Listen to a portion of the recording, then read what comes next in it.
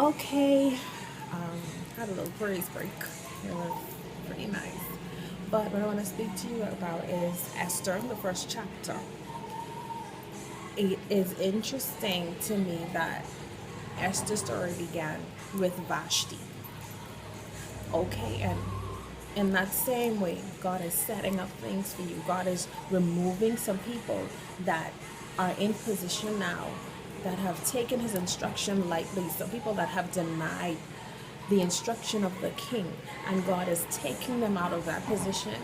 And he is putting you there because he knows that you are going to incline your ear to his commands, because he knows you are going to follow him. So, you are in the chapter one of your Esther story. And Vashti is on her way out. And that is not to say that we wish these things on anybody, but that is just the way it works. And sometimes, and even as the Bible tells us, the first will be last and the last will be first.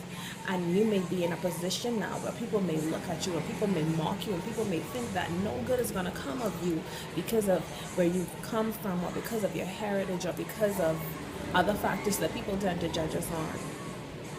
And what God is saying is, I have something lined up for you greater than you could ever imagine. You are only in chapter one.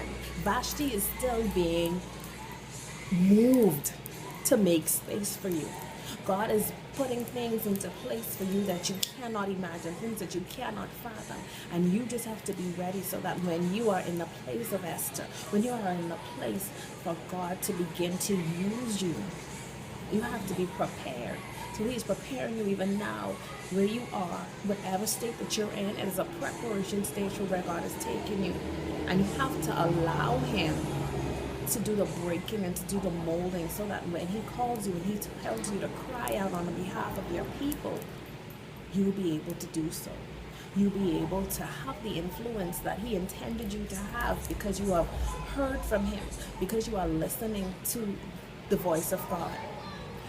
And for every Esther out there, for every woman that has just been seeking God, and for those on the 100-day challenge, we are on day 5. Let's do this, because we are seeking pure purpose. We are seeking the very face of God. We are petitioning God to just perfect us and to make us the women after his own heart that we were called to be.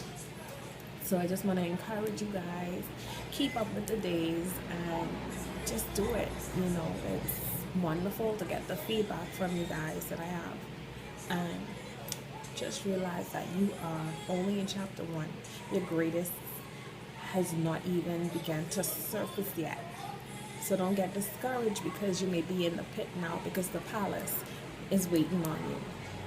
Have a good day.